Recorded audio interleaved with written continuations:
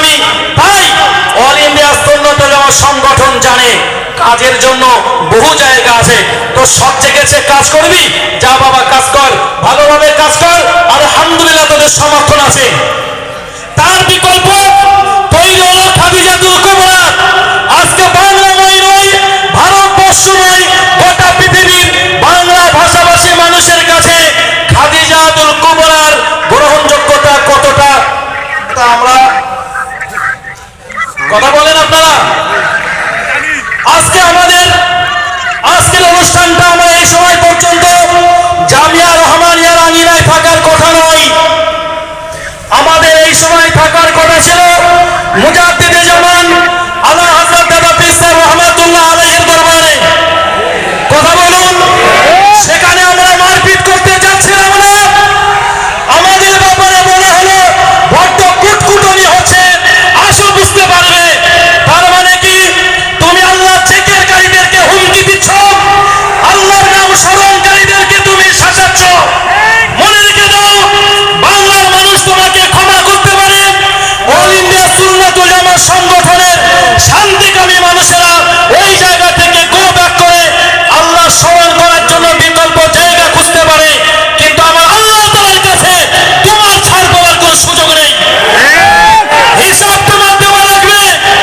আমার রব্বুল আলামিন বলেছেন, ফামান ইয়ামাল মিসকালা যাররাতিন খায়রান ইয়ারা ওয়া মান ইয়ামাল মিসকালা যাররাতিন শাররান ইয়ারা।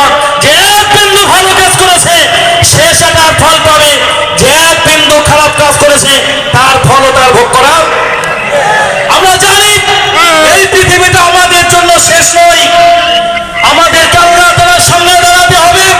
প্রত্যেকটা কাজের হিসাব আল্লাহ তাআলার কাছে দেওয়া লাগবে না, লাগবে না? আজকে জামিয়া রহমানিয়া প্রমাণ করে দেবে মহামান্য মুফতি সাহেব হুজুরের পিছনে কত সংখ্যা মানুষ রয়েছে। যদি আজকে 12ই জানুয়ারি ফুরফুরা শরীফের মুজাদ্দিদে জামান দাদা পীর সাহেব রহমাতুল্লাহ আলাইহির খোদ দরবার শরীফে মহামান্য মুফতি সাহেব হুজুরের দ্বারা জিকিরের মজলিস পরিচালনা হতো, দেখতে পেতেন মুজাদ্দিদে জামানের পরে ফুরফুরা শরীফে এত বড় জিকিরের জামাত আজও পর্যন্ত হয়নি। তার প্রমাণ বাংলার মানুষ দিত। আমার বলার বিষয় ভাই, তুমি তোমার ইমেজ ধরে রাখতে চাইছো, কিন্তু আল্লাহ ওয়ালাদের মুখে আল্লাহ ধ্বনি উচ্চারিত হবে, তুমি সেখানে বাধা দিয়েছো। হিসাব তোলা থাকলো আল্লাহর কাছে। তবে অল ইন্ডিয়া সুন্নাত ওয়াল জামাত সংগঠন কাজে বিশ্বাসী। কথা বলুন, আমরা কোনো প্রতিশোধ দেব না, আমরা আমাদের কাজ দ্বারা প্রমাণ করে দেব। আপনাদের কি মত আছে আমি জানি না, তবে আমার নিজের ব্যক্তিগত মত আপনাদেরকে বলছি। আমাদের আজকে ইচ্ছা ছিল দরবারে ফুরফুরা শরীফে গিয়ে জিকিরের মজলিসে অংশগ্রহণ করা। মহামান্য মুফতি সাহেব হুজুরের কাছে আমাদের দাবি থাকবে জামিয়া রহমানিয়াতে একটা দরবার প্রতিষ্ঠা করে প্রতি মাসে যেন একটা জিকিরের জামাত অনুষ্ঠিত হয়।